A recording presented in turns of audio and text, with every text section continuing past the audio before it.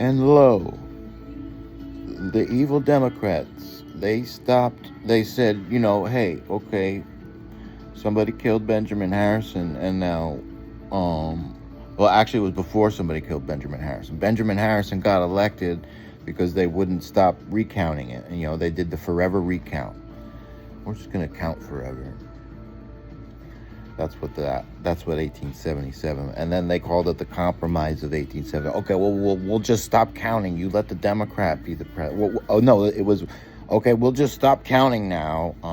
But you're gonna have to remove the troops from the South because the South was occupied, and they were forcing them to let black people to vote, and so everybody agreed. Okay, we'll let Benjamin Harrison be the president, the Republican, but and then we'll stop the occupation of the South. And then immediately, all the black people weren't allowed to vote anymore.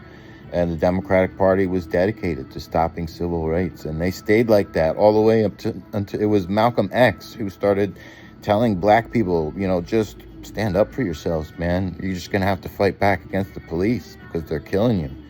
And then it was LBJ who was basically forced in like 1964, 65, because the people were uprising. There was March on Washington to stop the war, and also it was a civil rights march on Washington, and they forced LBJ to sign the old civil rights bill that they wrote up all the way back in 1870. They passed the 13th Amendment, and then they immediately tried to pass civil rights, where you can't just discriminate against somebody because they're this skin color, this ethnic background, or this religion or something. Like if somebody's qualified for the job, then that's it. You can't just call them names and say you don't like their religion or something, and that's illegal to just do that. And that was an important bill.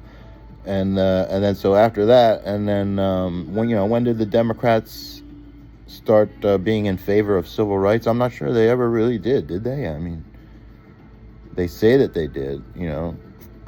Franklin Roosevelt he became more socialist, is when the Democrats became more kind of socialist-ish. They created all those programs in the 30s, but I'm not sure they ever really did anything with civil rights. And so now the Democrats are just the oppose the Republican Party and don't do anything. And then somehow we wind up with the Republicans taking completely over, and they're going to shut everything down and destroy as much as they can. And it has to be illegal.